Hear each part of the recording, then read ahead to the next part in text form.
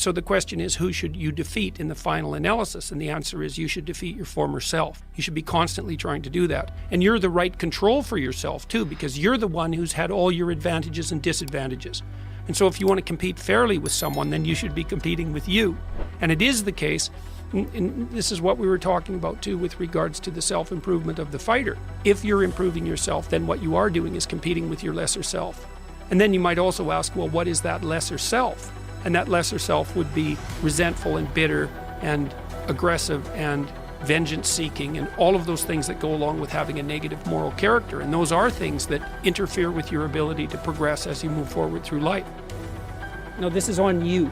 You got to understand this problem. It's you. You don't get it right, it isn't going to work. And so how do you do that? Well, you start with what you have under control in your own life. Because where else are you going to start? You look to yourself. Put your house in order. Don't be worried about some other person walking this satanic path. And that's what activists do all the time, right? It's you. It's the corporations, like it's someone else. No. It's you. And I think that's also fundamental to the Judeo-Christian doctrine, is that it's you. It's on you. Redemption's an individual matter. And so my hope is that if enough people take themselves with enough seriousness, then we won't end up in hell. Because we certainly could. It's a high probability. So it's very necessary to understand that this is why, I've been stressing this idea of personal responsibility. It's like, well, personal responsibility is to compete with yourself, is to be slightly better than yourself the next day. Yes. And it better in some way that you can actually manage, and that's humility. It's right, like, well, I'm a flawed person, I've got all my problems, could I be as good as person X? It's like not the right question. The right question is, could you be slightly better tomorrow than your currently flawed self? And the answer to that is, if you have enough humility to set the bar properly low, then you could be better tomorrow than you are today. Because what you also have to do is you have to say, well, here's all my flaws and my insufficiencies, and the best that someone that flawed and insufficient could do to improve and actually do it is this. And that's not worth going out in the street and celebrating with placards, It's like, well, this is why I tell people to clean their room. So you're not going to brag to someone that you did that. But someone as insufficient as you might be able to manage it. And that means you actually are on the pathway to self-improvement, and you're transcending your former self. And you might say, well, what's the right way of being in the world, if there is such a thing? And it's not acting according to a set of rules.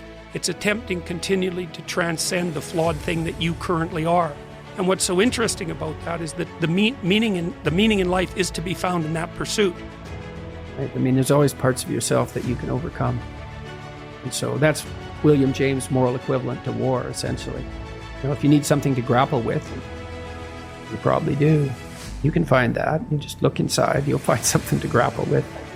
Inadequacy, weakness, susceptibility to temptation, narcissism, pride, envy, revenge, resentment, frustration, lack of faith, all of that'll keep you occupied if you really grapple with it. And that's an ancient theological question.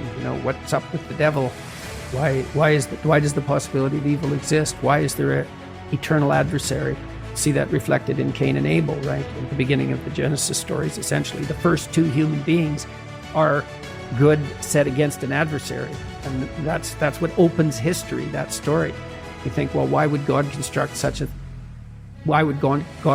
a reality where an adversary exists? And maybe it's because all things considered, a world with an adversary is a better world, just like a garden with a snake in it is a better garden. These things aren't easy to understand. No snake, no necessity to contend with snakes. And so why be awake at all? No adversary, no challenge. Why be challenged? Because maybe you're better for the challenge. And maybe that's the challenge, to see if you can be better for the challenge. You battle with someone external who's malevolent, let's say, or you think they are, and usually you've got that mostly wrong, but not always.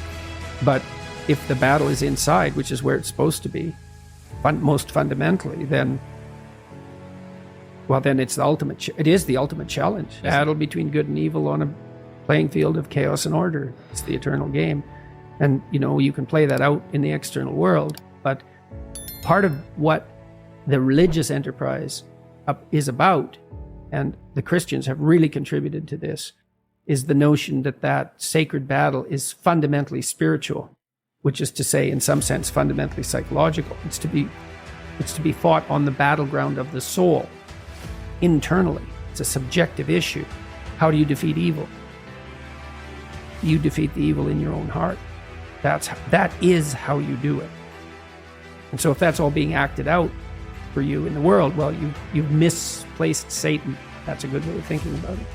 This is another weakness, I think, of the atheistic position, because it's pretty hard, it's easy in some sense to dispense with belief in the highest good, but it's not so easy to dispense with belief in evil. So that's a big problem. So then where do you localize it? And you can find evidence of it everywhere, certainly in institutions. I mean, that's the whole systemic racism, corrupt patriarchy narrative, is that Satan is to be found at the core of our institutions. And to some degree, that's true, because everything we do is corrupt to some degree. And so then do you fight it sociologically? You're the good person and the institution is Satan? So you're so good, are you? You're so sure of that, are you? You've got everything in order, do you? And you might say, well, you have to have everything in order before you fight evil on the sociological front. And the answer is, well, no, because you're never going to have everything in order, but you still shouldn't put the cart before the horse. It's a spiritual battle. And it's taken people thousands and thousands of years to figure this out. Now, first of all, it was the snake. What's evil? What's malevolent? The predatory reptile. Fair enough, man. I mean, we've been fighting with predatory reptiles for 60 million years as mammals. 60 million years. So it's a good first pass approximation. It's the snake, the poisonous snake, the external enemy, the predator. Well, what about the predator and other people? Oh yeah, that's even worse, man. It's like how predators are one thing, but predatory people, other tribes, man, they're brutal. They're brutal. Oh. Well, what about your predatory friend? Oh, that's pretty bad too. The friend who stabs you in the back, the person who betrays you, Judas. God, maybe that's the ultimate snake. It's like, well, how about when you betray yourself? Oh, yeah. See, there's this association that's very strange that occurred in the development of Christian thought between the snake in the Garden of Eden and Satan. There's no indication in the original story that the snake has anything to do with the Lord of all evil. It's a very weird conclusion that's been drawn. It's almost extra biblical because there's almost no mention of Satan in the Bible at all, much less any direct connection between the serpent and Satan. It's a very, very strange idea, but it's part of this psychologization of evil. Like, well, what's the ultimate predator? What's the ultimate predator? What's the enemy you harbor in your own heart who hates you? That's the ultimate predator. It's like, well, what's the ultimate locale of genuine evil? Well, the highest religious answer is, that's in you. That's the proper place to battle it out. And I think that's true. I think it's literally and metaphorically true. Well, what's the best thing you can do? Transcend your current wretched and miserable self.